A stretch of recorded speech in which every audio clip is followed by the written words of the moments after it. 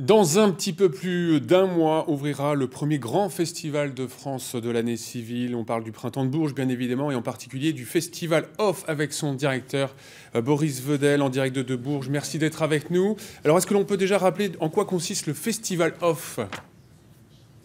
Alors, bonjour Benoît, le Festival Off, c'est le printemps dans la ville. Cette année, on essaie un petit peu de tout construire autour de ce nom qui existait déjà pour les berruiers, les festivaliers qui connaissent le festival depuis longtemps maintenant.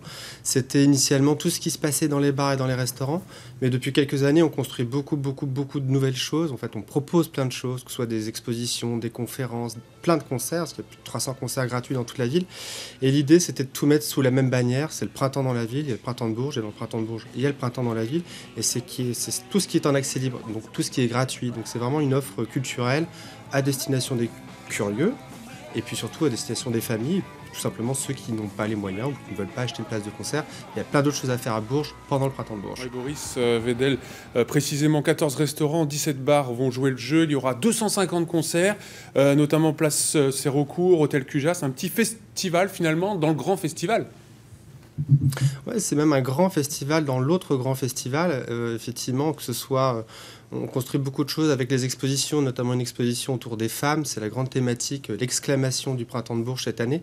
Tout ce qui est l'expression féminine à travers la musique, parce qu'on aime bien construire à Bourges ce reflet entre musique et société. On a un festival qui est dans la ville, on n'est pas un festival dans un champ ou ailleurs, on est vraiment dans la ville. Donc pour nous, c'est intéressant de rappeler effectivement aux festivaliers et à tous ceux qui viennent à Bourges que la culture se construit dans la ville et on veut vraiment faire un festival pour tout le monde et oublier personne. Ouais, vous le disiez, hein, notamment pour les familles. C'est un festival off plus accessible pour les familles, surtout au niveau financier, je suppose. Tout à fait, tout est gratuit. On peut vraiment venir au Printemps de Bourges sans nécessairement avoir acheté une place de concert pour un des nombreux spectacles qui sont dans les salles de Bourges.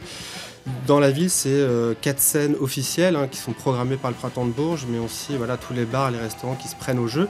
Mais c'est aussi les magasins, c'est aussi les musées de la ville, c'est la cathédrale, c'est le Palais Jacques-Cœur. Il y a vraiment des choses à faire partout dans toute la ville et gratuitement. Et l'idée, c'est que la ville et la direction du printemps travaillent pour faire de Bourges finalement une ville encore plus dynamique. Fin avril, ce sera du 24 au 29 avril cette année. Tout à fait, ça sera cette année. Et l'idée, venez au Printemps de Bourges. N'oubliez pas de prendre votre badge. J'en ai pris un pour vous, Benoît, je vous l'offrirai avec plaisir. Et l'idée, c'est effectivement de reverser tous les fonds à la Fondation Abbé Pierre cette année. C'est contre le mal logement. Et ça sera donc l'association partenaire du Printemps de Bourges et du Printemps dans la ville. Merci beaucoup, Boris Vedel, d'avoir été en direct avec nous de Bourges. Le Printemps de Bourges du 24 au 29 avril prochain. Merci beaucoup.